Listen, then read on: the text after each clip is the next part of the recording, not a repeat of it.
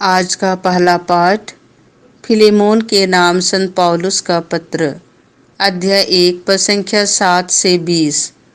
आप उसे दास के रूप में नहीं बल्कि अति प्रिय भाई के रूप में अपनाइए। भाई, मुझे यह जानकर बड़ा आनंद हुआ और सांत्वना मिली कि आपने अपने भातृ प्रेम द्वारा विश्वासियों का हृदय हरा कर दिया है।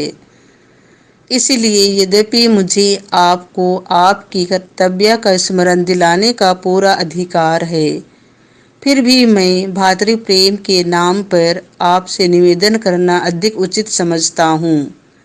मैं पौलुस, जो बूढ़ा हो चला और आजकल यीशु मसीह के कारण कैदी भी हूँ, ओनेसिमुस के लिए आपसे निवेदन कर रहा हूँ। वह मेरा पुत्र है, क्योंकि मैं कैद में उसका आध्यात्मिक पिता बन गया हूँ।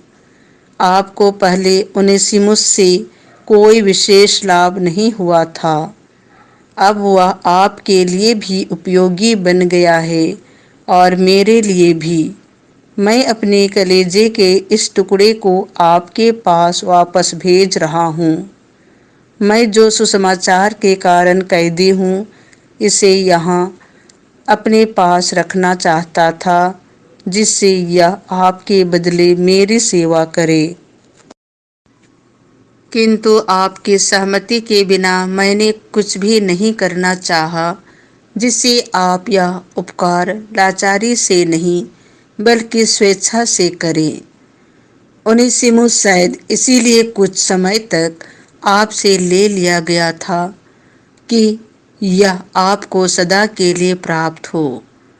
अब दास के रूप में नहीं बल्कि दास से कहीं बढ़कर अति प्रिय भाई के रूप में।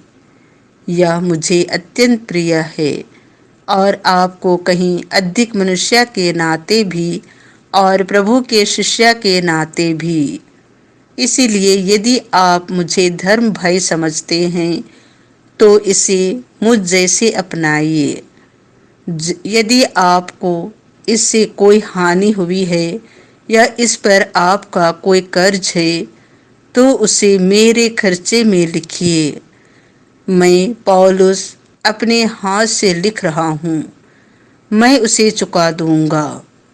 क्या मैं आपको उसका स्मरण दिलाऊं कि आप पर भी मेरा कुछ कर्ज है? आप तो मेरे ही हैं। भाई, प्रभु के नाम पर मुझे आपसे कोई लाभ हो, आप मसीह के कारण मेरा हृदय हरा कर दीजिए। संत लूकास के अनुसार पवित्र सुसमाचार, अध्याय 17 पद संख्या 20 से 25।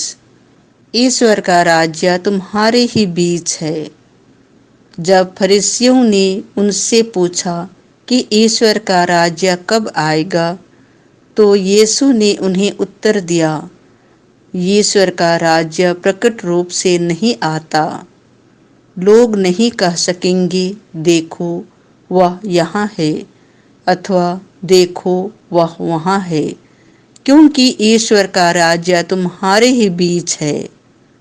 यीशु ने अपने शिष्यों से कहा, ऐसा समय आएगा जब तुम मानव पुत्र को एक दिन भी देखना चाहोगे, किंतु उसे नहीं देख पाओगे। लोग तुमसे कहेंगे, देखो वह यहाँ है, अथवा देखो वह वहाँ है, तो तुम उधर नहीं जाना, उनके पीछे नहीं दौड़ना। क्योंकि जैसे बिजली आकाश के एक छोर से निकलकर दूसरे छोर तक चमकती है, वैसे ही मानव पुत्र अपने दिन प्रकट होगा। परंतु पहले उसे बहुत दुख सहना और इस पीढ़ी द्वारा ठुकराया जाना है।